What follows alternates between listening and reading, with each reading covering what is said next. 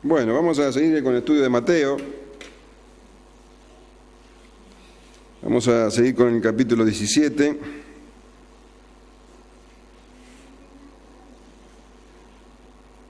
Habíamos estado estudiando un momento clave en la vida del Señor Jesús y en la vida de tres de los apóstoles, que fue cuando el Señor Jesús, junto a a Pedro, Jacobo y Juan, estuvieron en el monte de la Transfiguración. Allí vivieron momentos únicos en la historia. El Señor Jesús dice que estaba orando y en medio de la oración dice que se transfiguró y resplandeció su rostro como el sol, sus ropas se hicieron blancas como la luz, ante los ojos de los tres discípulos. A eso se sumó la presencia de Moisés y de Elías.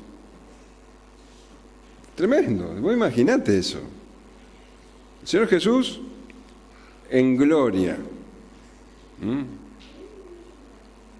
Un brillo de gloria enceguecedor.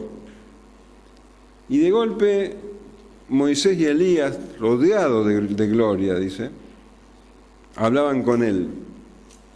Y hablaban de su partida. Y ahí estaban Pedro, Juan y Jacobo observando eso. Y dice que no sabían qué decir. Sobre todo, dice, Pedro no sabía qué decir y habló, y lo que habló no fue lo más brillante que pudo haber dicho. Parece que después se arrepintió de lo que dijo. Le dijo, ¿querés que, Señor, que hagamos 3 enramadas? Una para vos, una para Moisés y una para Elías. Él no sabía lo que decía, estaban como rendidos de sueño, dice, pero bien despiertos. Yo me imagino que estaban conmocionados, pero el momento cumbre fue cuando una nube de luz los envolvió y la voz del Padre diciendo, este es mi Hijo amado en quien tengo complacencia, a él oíd. Esa voz del Padre les estaba hablando a Pedro, a Jacobo y a Juan. Dios Padre hablándoles a ellos. Bueno, esto fue demasiado. Dice que se postraron aterrorizados.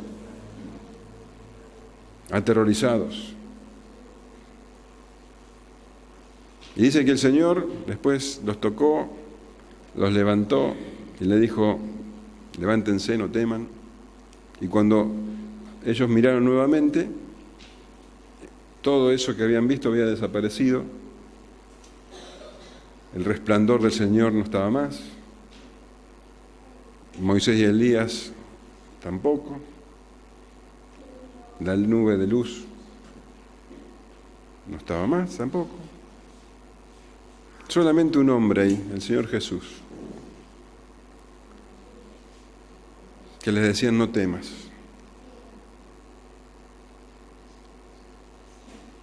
Un hombre que estaba dispuesto ya a encaminarse a Jerusalén para sufrir en manos de los principales sacerdotes, de los ancianos,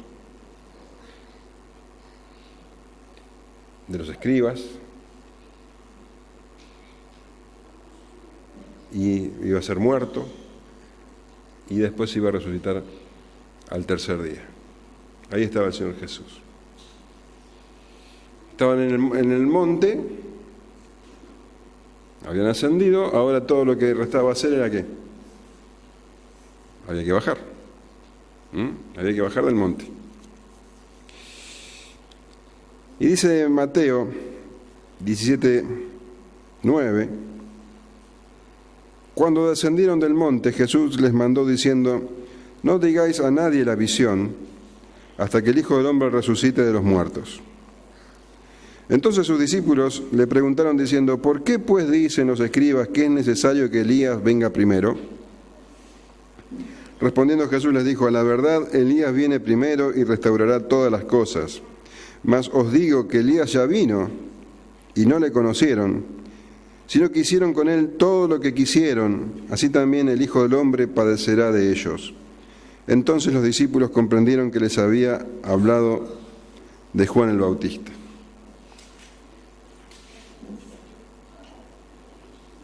Bueno, la Escritura no nos cuenta cómo fue ese descenso del monte. Pero podemos suponer que después de semejante situación, de semejante vivencia que ellos tuvieron, bueno, tenían sus mentes en un estado por lo menos, no sé cómo decirlo, confuso. Yo creo que el Señor Jesús no, yo creo que el Señor bajó, pienso yo, ensimismado en sus pensamientos, analizando y pensando en lo que vendría. De eso había hablado con Moisés y Elías. Los siguientes pasos, yo me imagino al Señor Jesús bajando pensativo, no lo dice la Escritura. Pero me pregunto cómo bajaron los otros tres, después de haber vivido eso. ¿Vendrían en silencio,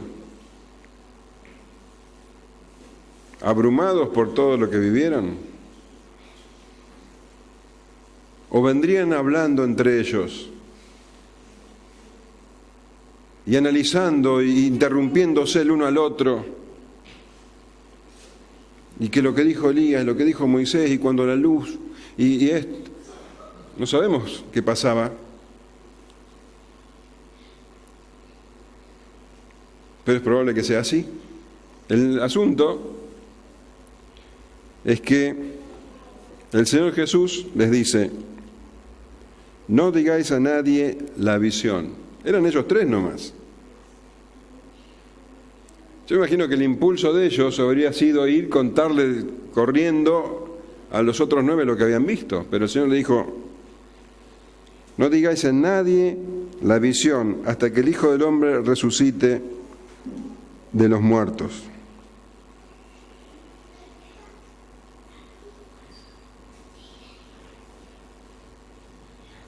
Deberían callar esto.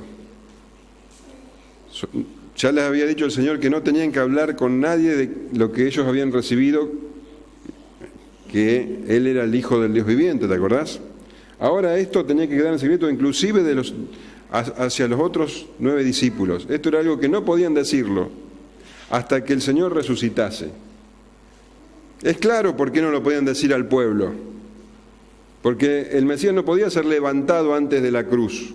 No podía ser enaltecido antes de cumplir su misión, porque nunca de esa manera había traído salvación a nadie.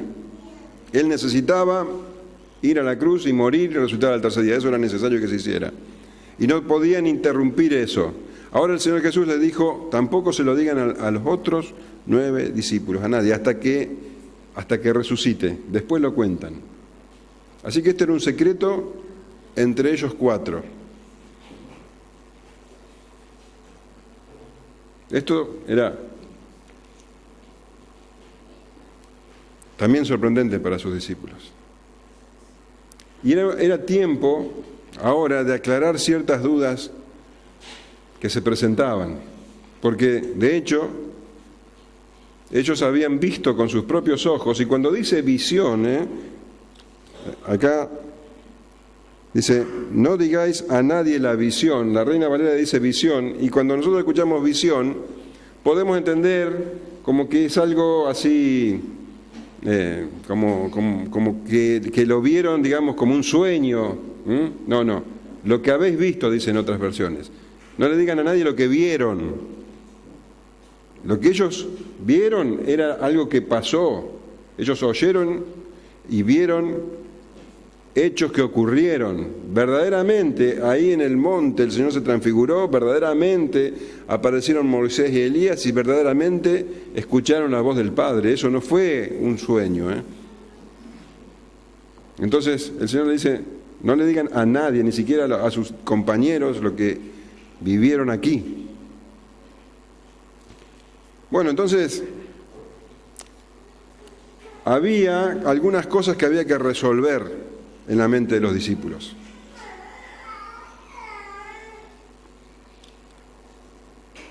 Por eso dice, entonces sus discípulos le preguntaron diciendo, ¿por qué pues dicen los escribas que es necesario que Elías venga primero?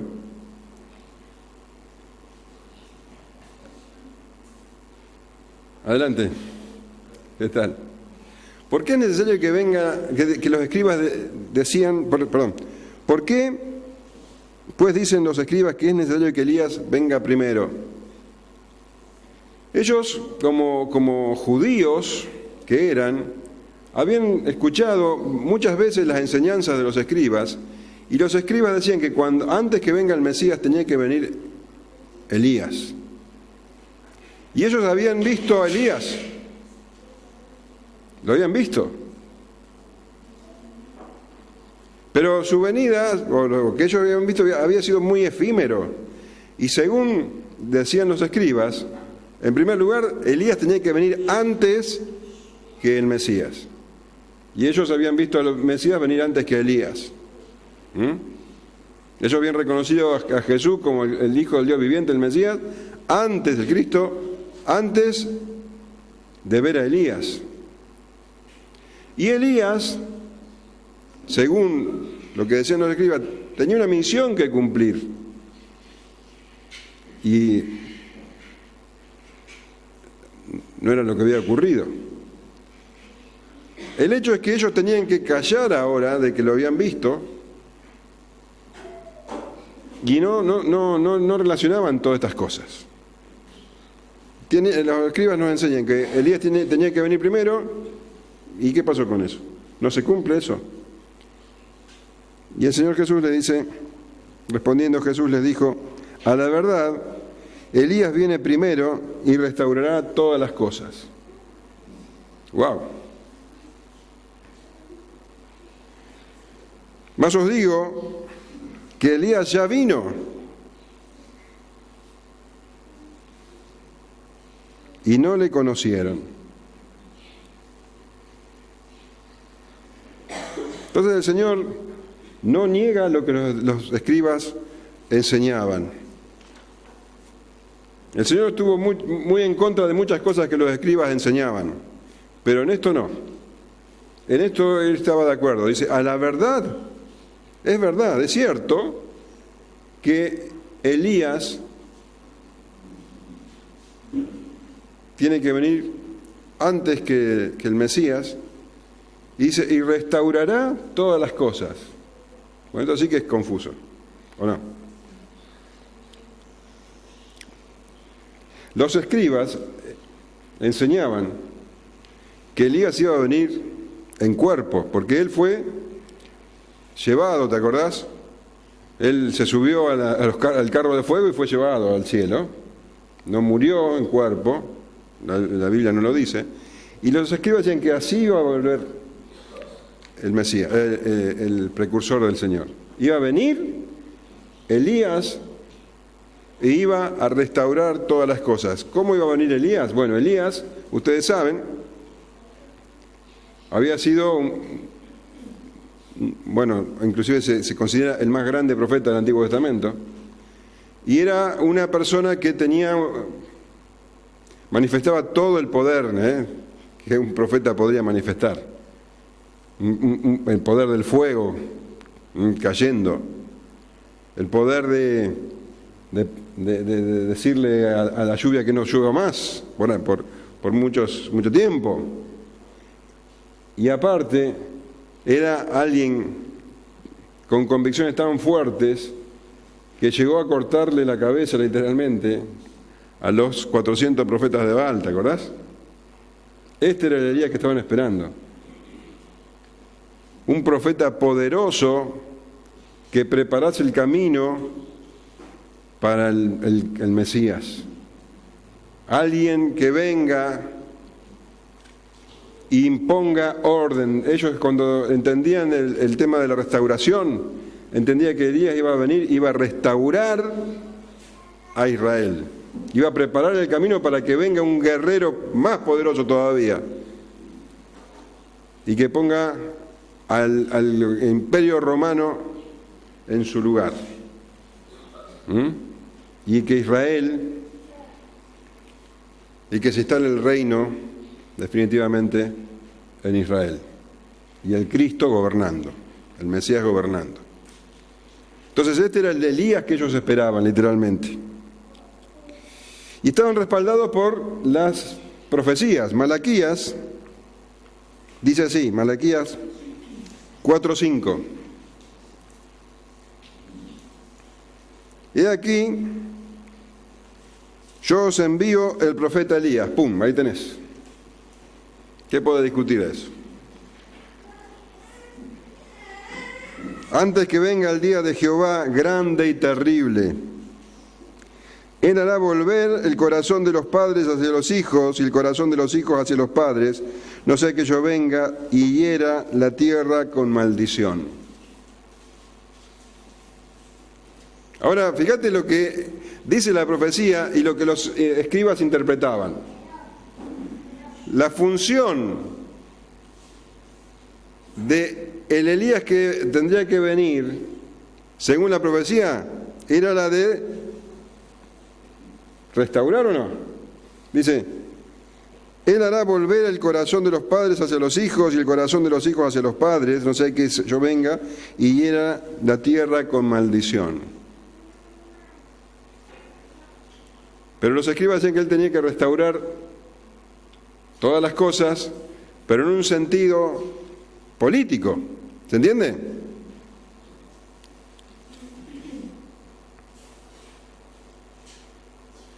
Hay otra profecía de Malaquías 3:1 que dice así: He aquí, yo envío mi mensajero, el cual preparará el camino delante de mí, y vendrá súbitamente a su templo el Señor a quien vosotros buscáis, y el ángel del pacto a quien deseáis vosotros. He aquí viene, ha dicho Jehová de los ejércitos, y ¿quién podrá soportar el tiempo de su venida? ¿A quién podrá, o quién podrá estar en pie cuando Él se manifieste? Porque Él es como fuego purificador y como jabón de lavadores. Entonces ellos leían esto, Él era como fuego purificador, ¿quién iba a soportar su venida? Bueno, y esa era la clase de ministerio que ellos le atribuían a Elías, un ministerio de restaurar o preparar el terreno para que venga el gran guerrero que ellos esperaban, como Cristo, para que instale el reino. ¿Se entiende? Entonces, el Señor Jesús dice, sí, es verdad que tiene que venir Elías. Es verdad que va a restaurar todas las cosas. Es verdad esto. Pero hay algo que no les enseñaron los escribas, y es que Elías ya vino, dice. Wow, Elías ya vino. ¿Vos sabés a quién se está refiriendo? Porque él no lo mencionó. ¿Vos estás sospechando a quién se está refiriendo? ¿Sí? Porque el Señor no lo menciona acá todavía. Ahora, ¿quién sospechás de que está hablando? ¿De quién? De Juan el Bautista, ¿eh? Estás atendiendo, muy bien. Ahora, vamos a ver lo que decía Juan de sí mismo. ¿Sí? Vamos a ir al libro de Juan, y allá le preguntan si él era Elías. Juan 1:19.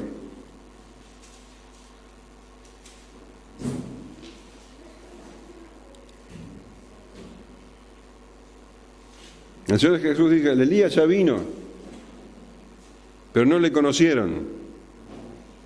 Juan 1:19, vamos a leer al 23. Este es el testimonio de Juan cuando los judíos enviaron de Jerusalén sacerdotes y levitas para que le preguntasen, ¿tú quién eres? confesó y no negó, sino confesó: yo no soy el Cristo. Y le preguntaron: ¿qué pues? ¿Eres tú Elías? Dijo: no soy. ¿Eres tú el profeta? Y respondió: no. Le dijeron: pues ¿quién eres? Para que demos respuesta a los que nos enviaron. ¿Qué dices de ti mismo? Dijo: yo soy la voz de uno que clama en el desierto, enderezad el camino del Señor, como dijo el profeta Isaías. Él reconocía que lo que él hacía había estado anunciado por los profetas. Isaías anunció, yo soy la voz de uno que clama en el desierto, Isaías 40. Pero él no se reconocía como Elías. Él no era Elías. Tampoco era el profeta que había anunciado Moisés. El profeta que había anunciado Moisés era Cristo. Así que él no se reconocía como Elías, sí reconocía que las profecías hablaban de él. Ahora vamos a ver qué le dijo el ángel a su padre cuando él iba a nacer. ¿Qué te parece? Vamos a ir aclarando un poquito todo esto. No sé si alguien me sigue. Espero que sí. Vamos a ir a Lucas 1:13.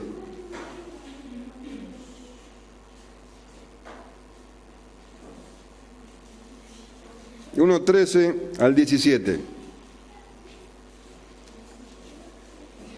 Pero el ángel le dijo: Zacarías, no temas. Esto, vuelvo a repetir, no lo dije, Zacarías está en el lugar santo, santísimo, y ahí se le aparece el ángel. Zacarías era sacerdote, se le aparece el ángel. Zacarías no podía tener hijos con su esposa, ya era anciano, y ahora se le aparece el ángel y dice: pero el ángel le dijo: Zacarías, no temas, porque tu oración ha sido oída, y tu mujer Elizabeth te dará a luz un hijo, y llamará su nombre Juan, y tendrás gozo y alegría, y muchos se regocijarán de su nacimiento, porque será grande delante de Dios, no beberá vino ni sidra, y será lleno del Espíritu Santo, aún desde el vientre de su madre, y hará que muchos de los hijos de Israel se conviertan al Señor Dios de ellos. Y escucha esto: e irá delante de él con el espíritu y el poder de Elías, para hacer volver los corazones de los padres a los hijos y de los rebeldes a la prudencia de los justos, para preparar al Señor un pueblo bien dispuesto. Acá está diciendo el ángel que va a venir, él no era el Elías, pero que él iba a tener el espíritu y el poder de Elías para cumplir la profecía que Malaquías había anunciado.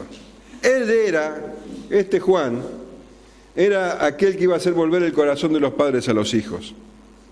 Él iba a cumplir la profecía, no era Elías, pero él iba a cumplir su ministerio en el espíritu y en el poder de Elías. Entonces, las profecías anunciaban que venía Elías, pero el Elías que iba a venir no era el Elías en carne y hueso, sino alguien en el poder y en el espíritu de Elías, que iba a hacer cumplir esa profecía. Y cuando dice, si bien las profecías no dicen que Él iba a restaurar todas las cosas, el Señor Jesús reconoce que Él iba a restaurar todas las cosas.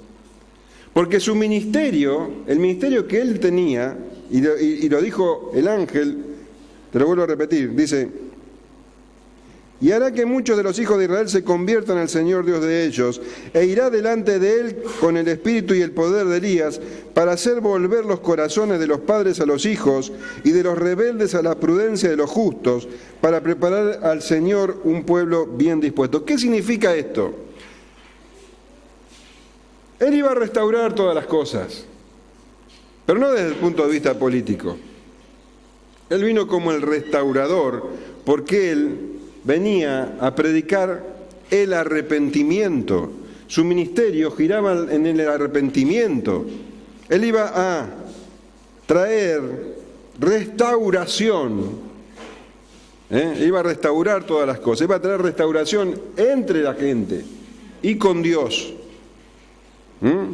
Hará que muchos se conviertan a Dios, al Señor, dice, y que se restaure las relaciones entre las personas. Hará volver el corazón de los padres a los hijos y de los rebeldes a la prudencia de los justos. Arrepentimiento. El arrepentimiento es lo que restaura todas las cosas. Y él era el profeta del arrepentimiento. Vamos a ir a Mateo 3, 1. En aquel día vino Juan el Bautista predicando en el desierto de Judea, Mateo 3, y diciendo, ¿qué? Arrepentíos, porque el reino de los cielos se ha acercado, pues este es aquel de quien habló el profeta Isaías cuando dijo, voz del que clama en el desierto, preparad el camino del Señor, enderezad sus sendas. Él estaba preparando el camino del Señor, restaurando al pueblo. ¿Y cómo se restaura al pueblo? Con arrepentimiento. Él es el que restaurará todas las cosas, no él, el mensaje que él traía.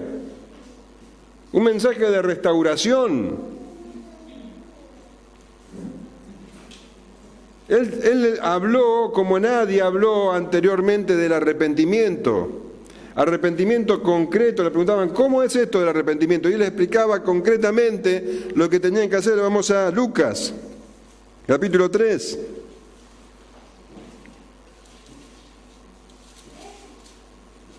Versículo 7 en adelante. Y decía a las multitudes que salían para ser bautizadas por él, oh generación de víboras, ¿quién os enseñó a huir de la ira venidera? No pueden. Tienen que arrepentirse. Haced pues, ¿qué? Frutos dignos de arrepentimiento.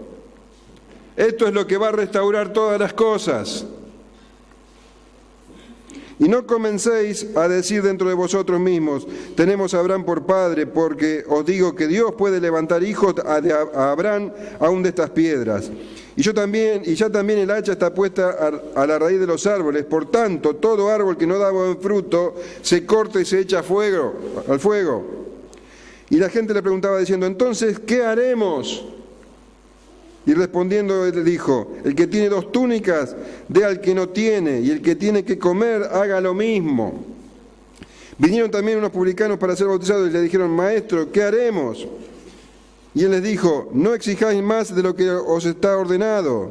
También le preguntaron unos soldados diciendo, ¿y nosotros qué haremos? Y les dijo, no hagáis extorsión a nadie, ni calumniéis y contestaos con vuestro salario. Ellos estaban acostumbrados a extorsionar a la gente, a robar, a calumniar. Bueno, arrepiéntanse. ¿Qué significa arrepentirse? No hacerlo más.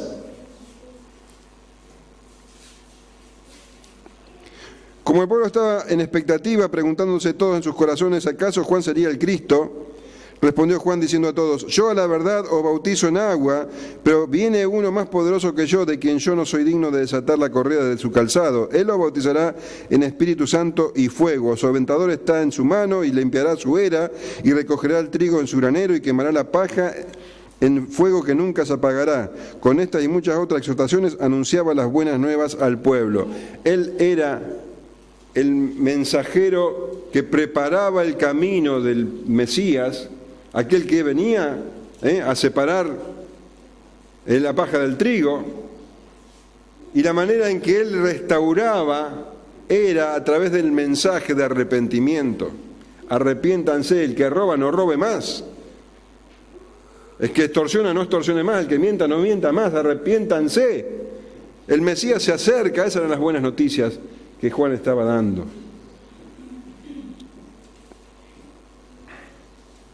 Él no venía a cortar las cabezas del enemigo. De hecho, nosotros sabemos que el enemigo le cortó la cabeza a él.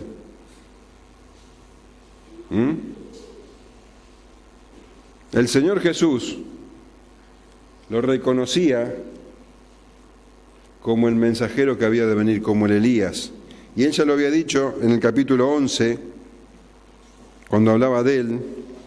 11:11 dijo el Señor Jesús, de cierto os digo, entre los que nacen de mujer no se ha levantado otro mayor que Juan el Bautista, pero el más pequeño en el reino de los cielos mayor es que él. Desde los días de Juan el Bautista hasta ahora el reino de los cielos sufre violencia y los violentas lo arrebatan. Porque todos los profetas y la ley profetizaron hasta Juan. Y si queréis recibirlo, él es aquel Elías que había de venir. El que tiene oídos para oír, oiga. Entonces, Juan el Bautista era aquel que había de venir, era el Elías que iba a restaurar todas las cosas. Pero no lo recibieron. No lo recibieron, y no solamente eso, sino que hicieron con él todo lo que quisieron. Como no recibieron a Juan el Bautista, no recibieron su mensaje, algunos sí, otros, la mayoría no. Y un rey inmoral, lleno de pecado,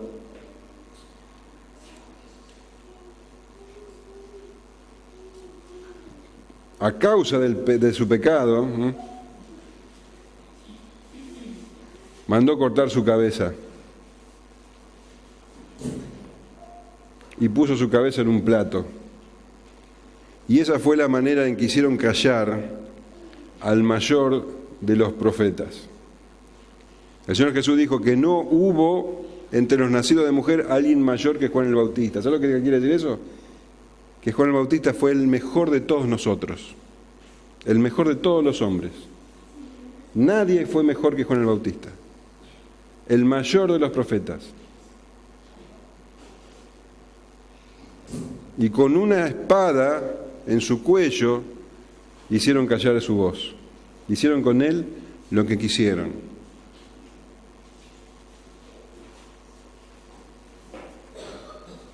El Señor Jesús dijo, el Elías ya vino.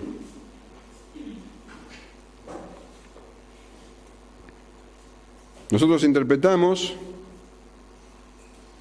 lo que también interpretaron los discípulos, los 3 discípulos. Ellos se dieron cuenta de que estaba hablando de quién, de Juan el Bautista. Ahora esto que te estoy contando es lo que dice la Escritura. Hay otra posición. Muchos estudiosos dicen que Juan vino en el poder, en el espíritu y en el poder de Elías. Eso no se puede negar. Pero muchos estudiosos dignos de confianza, entienden que el Señor Jesús mismo dice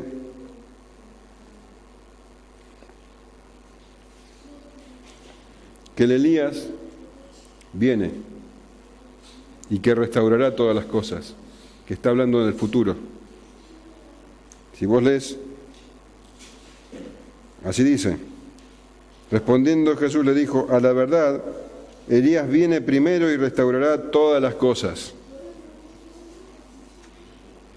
Tengo que ser honesto con vos. Hay muchos estudiosos que dicen que Juan no era Elías. Juan obró en el espíritu de Elías. Pero que el Elías va a venir y que en la profecía de Malaquías dice antes del día grande y terrible. O sea que antes de que el Señor venga en su segunda venida, dicen algunos, primero va a venir Elías y restaurará todas las cosas. Y cuando van a Apocalipsis, confirman su posición con la venida de los 2 testigos. Apocalipsis 11. No te quiero confundir, te estoy diciendo que si vos vas a leer algunos comentarios, vas a encontrar esa posición. Apocalipsis 11. A ver si lo tengo por acá, si no te vamos a tener que buscar.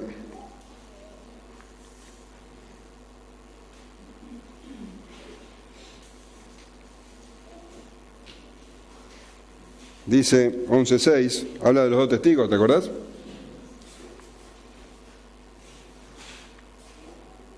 Los 2 testigos, dice, estos tienen poder para cerrar el cielo, a fin de que no llueva en los días de su profecía, y tienen poder sobre las aguas para convertirlas en sangre y para herir la tierra con toda plaga cuantas veces quieran. Está hablando de los 2 testigos, que yo creo que se refiere claramente a la iglesia, pero muchos interpretan que esos 2 testigos son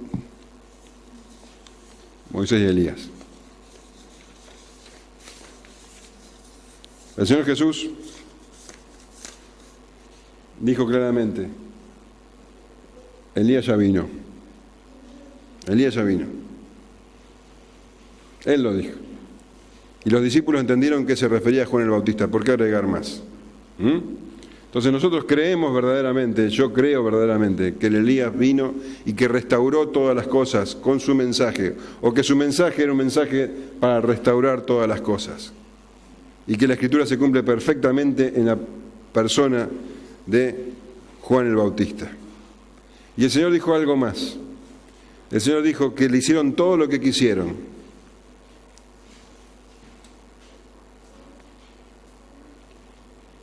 Versículo 12, más os digo que Elías ya vino y no lo conocieron, sino que hicieron con él todo lo que quisieron. Así también el Hijo del Hombre padecerá de ellos. Así como el Elías que vino padeció, dice, el Hijo del Hombre también deberá padecer. ¿Qué más certificación de que Juan era el Elías? Pero el tema es que el Señor Jesús ahora se estaba encaminando hacia la cruz. Y si el Elías había padeció realmente muy poco al lado de lo que el Señor iba a padecer. Él tuvo que sufrir la espada en su cuello, terrible. Pero el Señor Jesús iba a padecer no solo la ira de los hombres, con los clavos, con los latigazos, con la corona de espinas, con la crucifixión. No solamente todo eso iba a padecer el Señor Jesús, la ira del hombre, sino que lo que tenía que padecer el Señor Jesús, y a eso vino, es a padecer la ira de Dios, la ira de Dios. Y por eso tuvo que subir al monte de la transfiguración. Porque el monte de la transfiguración le dio la suficiente fortaleza como para encaminarse a Jerusalén y allí padecer en manos del hombre y cargar en sí mismo la ira de Dios por nuestros pecados. Y ahí está, en la ira de Dios derramada en el Señor Jesucristo, está la más grande muestra de amor de Dios hacia nosotros. Jesús cargó la ira de Dios por cada uno de nosotros y cumplió con todo lo que la justicia de Dios demanda. Y por el Señor Jesús tenemos entrada en el reino. Por el Señor Jesús tenemos el perdón de los pecados. Por el Señor Jesús recibimos también eso que restaura todas las cosas, que es el arrepentimiento. La obra del Señor Jesús fue completa. ¿Amén?